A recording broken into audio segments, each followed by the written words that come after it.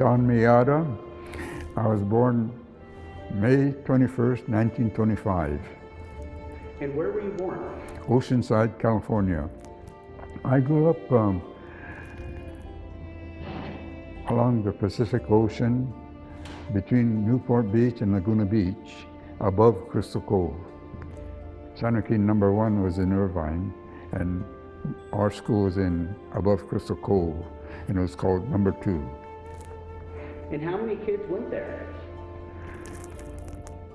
Well, it was variable because all 8th grade were in that grammar school, and it varied anywhere, I guess, from around 13 or 14 to about 18.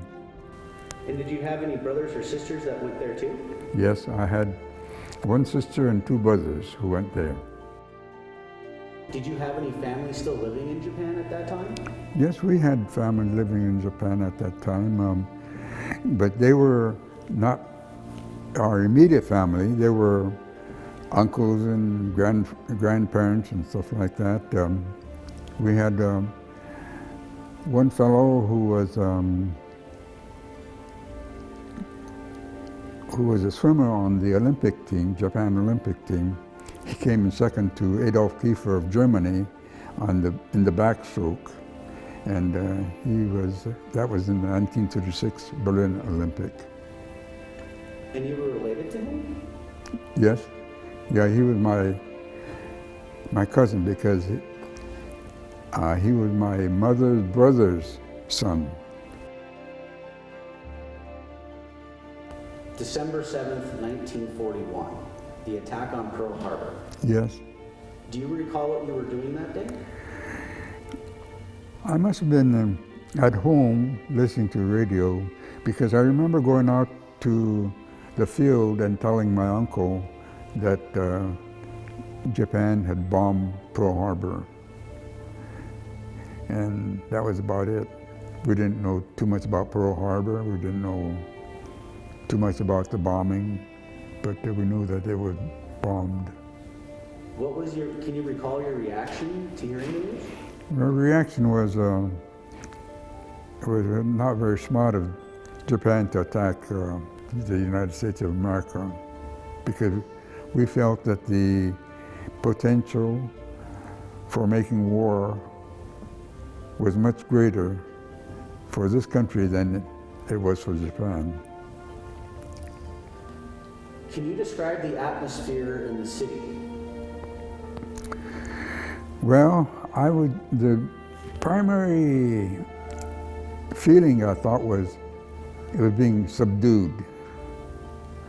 It was quieter, less talk, less, it was just a more subdued atmosphere. What do you mean, subdued? Well, there was not as much talk,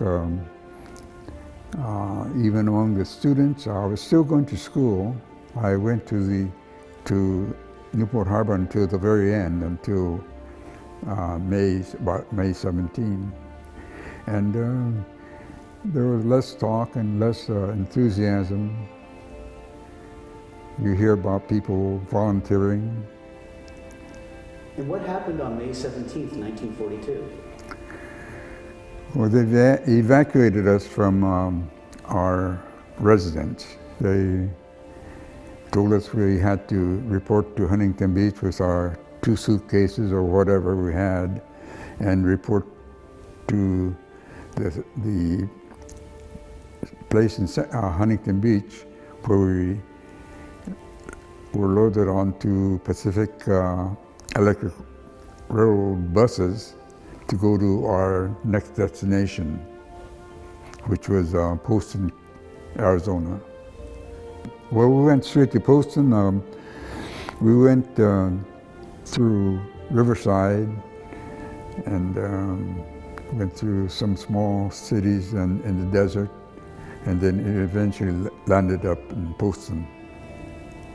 Before you left for Poston, did you try to say goodbye to any of your friends?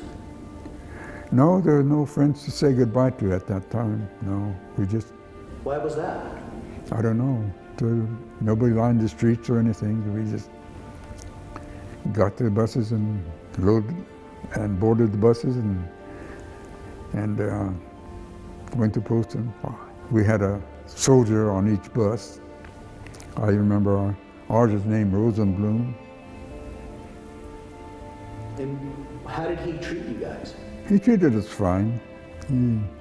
Rosenblum, I think his name would sound like, was Jewish, and he probably understood the situation a little bit better than some of the others.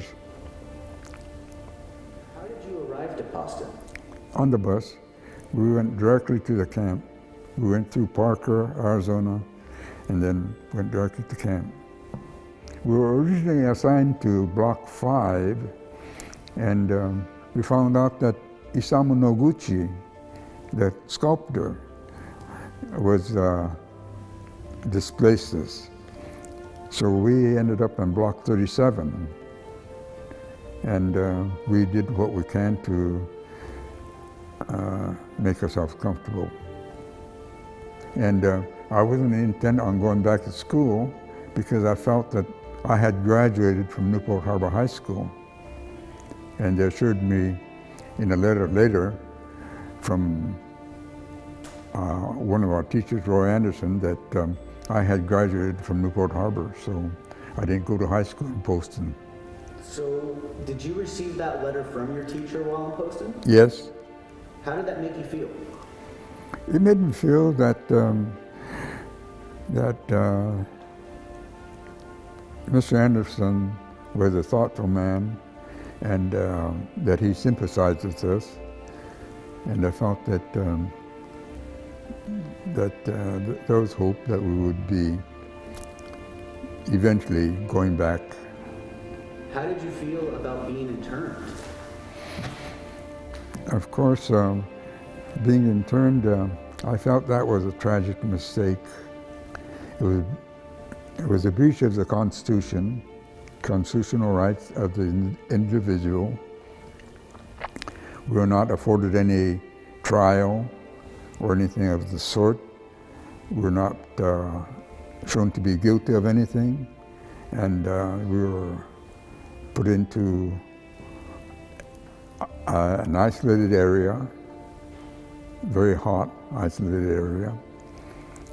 You might say uncomfortable area, and I didn't feel particularly good about it, no. Did you ever witness any mistreatment from the guards or from any civilians? No, there were no civilians around there. The only people around there were Indians, and they were few and far between. So the only Indians that we met was when we went outside the camp. And I did that on a few occasions when I was driving truck.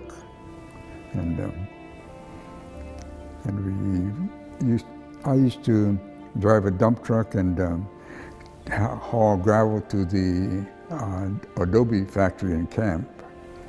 And I would stop by one of these small Indians grocery stores and buy whatever I could and take it back to camp. Now, was that your only job while at Poston? My job, I was originally in the motor pool, and I was a swamper, which is the trucker's helper. We used to go to the various mess halls and deliver groceries to the mess halls. And then after a while, I got, say, promoted and became an independent driver. And as a driver, I used to go driving trucks around camp and outside of camp sometimes to go down to the river, and then also to haul gravel for the adobe factory. We would just get up, go to the mess hall and have breakfast and report to the motor pool, and they would assign us our jobs at that time.